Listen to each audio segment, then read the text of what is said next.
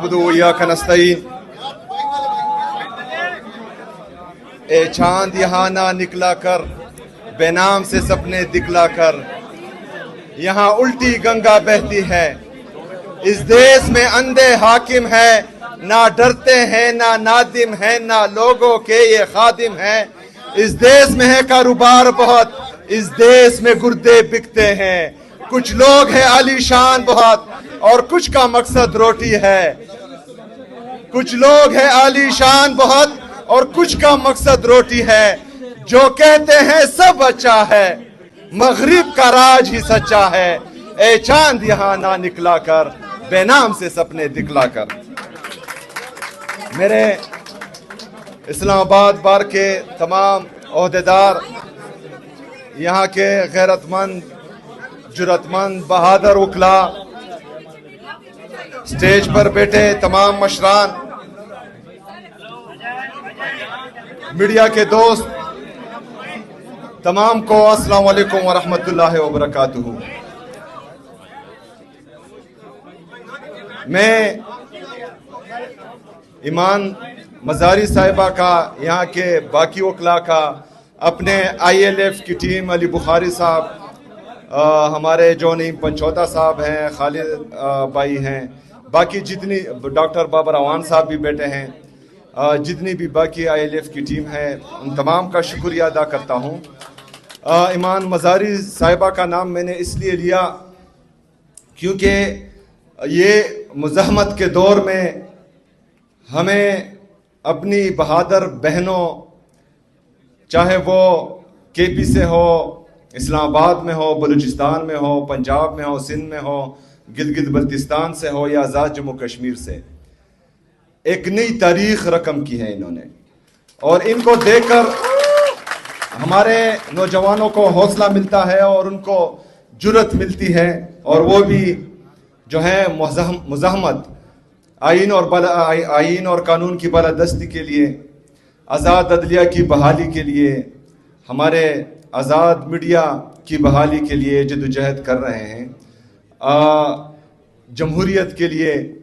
یہاں پر ہمارے کچھ صحافی میرے سامنے ہیں، میرے رائٹ پہ مطیع اللہ جان صاحب، لیفٹ پر اسد طور صاحب، اور پرسوں جو ٹرائل ان ایبسینشیا میں ہمارے کچھ صحافی دوستوں کو کنوکٹ کیا گیا، جس میں ڈاکٹر معید پیرزادہ صاحب ہیں، صابر شاکر صاحب ہیں۔ یہ پہلی دفعہ نہیں ہوا، جب شہید ارشد شریف صاحب پر پاکستان کی زمین تنگ کی گئی اور اس کو جو ہے یہاں پر انصاف نہیں مل رہا تھا اور ان کو حفاظت نہیں مل رہی تھی، تو وہ پاکستان چھوڑ کر اپنی جان بچا کر باہر چلے گئے، لیکن ان کو باہر بھی نہیں چھوڑا گیا۔ حق اور سچ بولنے پر ان کو ملک سے باہر بھی شہید کر دیا گیا۔ اسی طرح حق اور سچ بولنے پر پرسوں ہمارے ایک اور صحافی بھائی ڈاکٹر معید پیرزادہ صاحب پر بھی اٹیک کیا گیا۔ تو کہنے کا مقصد یہ ہے کہ اس سے پہلے ہم بار بار یہ کہتے آئے ہیں کہ آج اگر مجھ پر ہے، کل آپ پر آنی ہے۔ اگر آج میرا گھر جل رہا ہے تو اس کی تپش آپ محسوس کریں گے، لیکن اگر میرا گھر جل رہا ہے یا مجھ پر ہے اور آپ کھڑے ہو گئے، میرے لیے آپ نے آواز اٹھائی اور اس ظلم، جبر، فسطائیت کے خلاف آپ کھڑے ہوئے، تو آپ کا گھر بھی بچے گا، آپ کا ہمسایہ بھی بچے گا۔ تو اسی طرح اگر پاکستان تحریک انصاف پر آج ہے اور 3 سالوں سے مسلسل ہم پر جبر، فسطائیت ہو رہی ہے اور حق اور سچ کا ساتھ دینے والے صحافیوں پر جو ہے کوحرام برپا کیا گیا ہے اور آپ چپ ہیں، تو آج ہماری باری، کل آپ کی باری، اور یہ سلسلہ چلتا رہے گا، یہ رکے گا نہیں۔ شاید ہم ریزسٹ کر رہے ہیں اور انشاءاللہ تعالی اس کا مقابلہ خون کے آخری قطرے تک اور آخری سانس چلنے تک ہم کریں گے، لیکن اس سے پہلے ہم نے دیکھا ہے کہ کوئی ریزسٹ نہیں کر پائے گا۔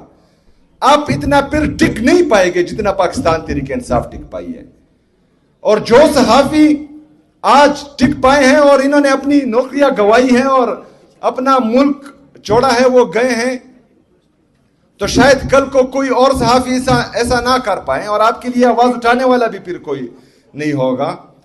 تو ہم چاہتے ہیں جو عمران خان صاحب کی حقیقی آزادی کی تحریک ہے، جس میں صرف اور صرف جمہوریت کو مضبوط کرنا، آئین اور قانون کی بالادستی لانا، آزاد عدلیہ کی بحالی، کیونکہ چٹ کے ذریعے اگر فیصلے ہو رہے ہیں تو پھر ہم اور کیا گلے کر سکتے ہیں.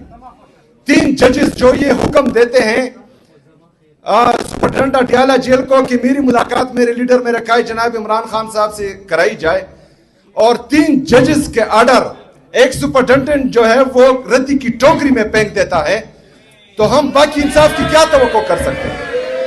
کون بچائے گا پاکستان؟ عمران خان! عمران خان! کون بچائے گا پاکستان؟ عمران خان! عمران خان! کون بچائے گا پاکستان؟ عمران خان صاحب، اس کو اللہ تعالیٰ نے سب کچھ دیا ہوا ہے، اسے کسی چیز کی ضرورت ہی نہیں ہے. اگر وہ اس کے باوجود بھی جیل میں ہے تو وہ ہماری جنگ لڑ رہا ہے. وہ پاکستان میں ہر مکتبہ فکر کے لوگوں کی جنگ لڑ رہا ہے. اس کے ساتھ تو ہو رہا ہے، تقریباً 3 سال مکمل ہونے کو ہے. اس کے ساتھ جو ظلم جبر فسطائیت ہو رہی ہے وہ تمام دنیا کے سامنے ہے.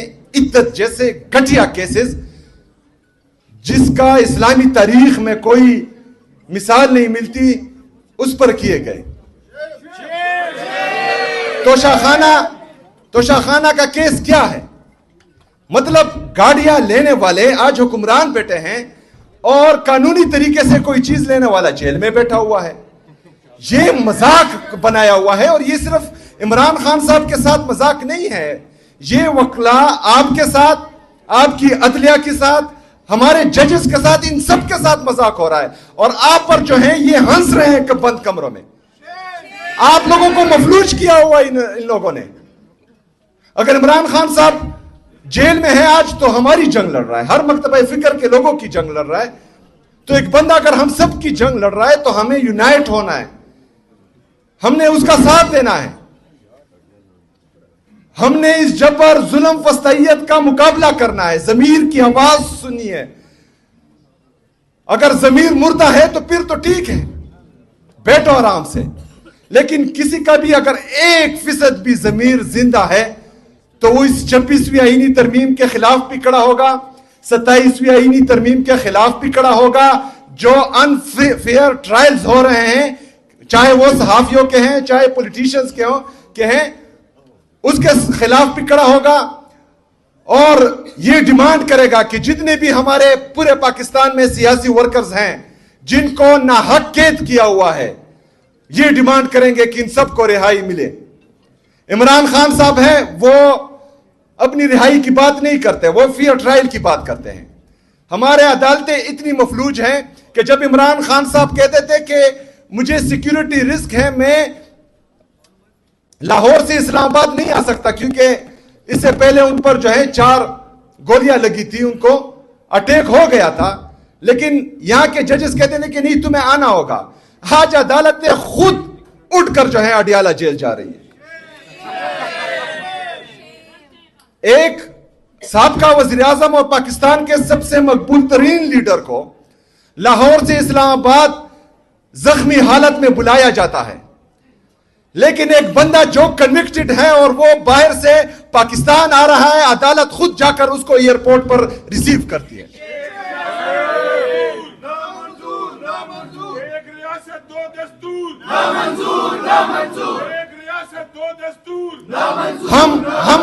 ہم کسی سے بھیک نہیں مانگتے، ہم کسی کو اپنی جھولی نہیں پھیلاتے.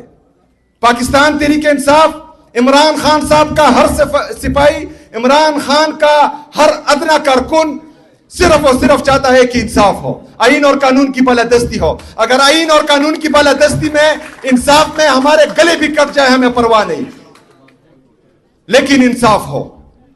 میں خیبر پختونخوا میں چیف ایگزیکٹو ہوں. میں نے تمام سیاسی اور مذہبی جماعتیں، تمام ہر مکتبہ فکر کے لوگوں کو प्रोविंशियल असेंबली के छत तले जमा किया। हमने एक मुतालबा किया, 15 मुतालबे थे, जिसमें एक ये था कि मिलिट्री ऑपरेशंस किसी चीज का हल नहीं है। तमाम सियासी और मजहबी जमातें खैबर पख्तूनख्वा के हर मकतबा फिक्र के लोग ये बार बार कह रहे हैं कि मिलिट्री ऑपरेशन किसी मसले का हल नहीं है, लेकिन मिलिट्री ऑपरेशन की तैयारी हो रही है।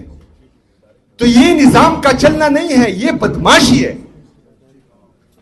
ये निजाम का चलना इसको नहीं कहते, इसको बदमाशी कहते हैं। और जब बंदूक की नोक पर बदमाशी की जाती है तो निहत्ते लोगों को सिर्फ और सिर्फ जो है ये होता है कि मैं अपने अवाम की जान और माल की हिफाजत करूं, और इंशाअल्लाह ताला वो हिफाजत हम करेंगे इंशाअल्लाह। मेरे अजीज साथियों, आज पाकिस्तान जिस नेच पर पहुंच चुका है, इससे आगे तबाही तबाही है। अल्लाह ना करे कि पाकिस्तान को कुछ हो, क्योंकि इसके लिए हमारे बड़ों ने बहुत सी कुर्बानियां दी हैं। हमने अपनी जवानियां लुटाई है इस फरसुदा घटिया निजाम को तब्दील करने के लिए, और अभी भी उसी जद्दोजहद में हम हैं, और इंशाअल्लाह ताला ये जद्दोजहद जारी रहेगी। लेकिन आप लोगों पर बहुत बड़ी जिम्मेदारी आती है। शायद मैं कानून को इतना ना समझूं, आप लोग समझते हैं। पाकिस्तानी कौम की आप लोगों की तरफ आंखें हैं और आप लोगों से ही उम्मीदें हैं। अगर आप लोग आईन और कानून की बालादस्ती के लिए और आजाद अदलिया की बहाली के लिए खड़े ना हुए तो हमारे आने वाले बच्चे हम पर भी तुकेंगे और आप पर भी तुकेंगे।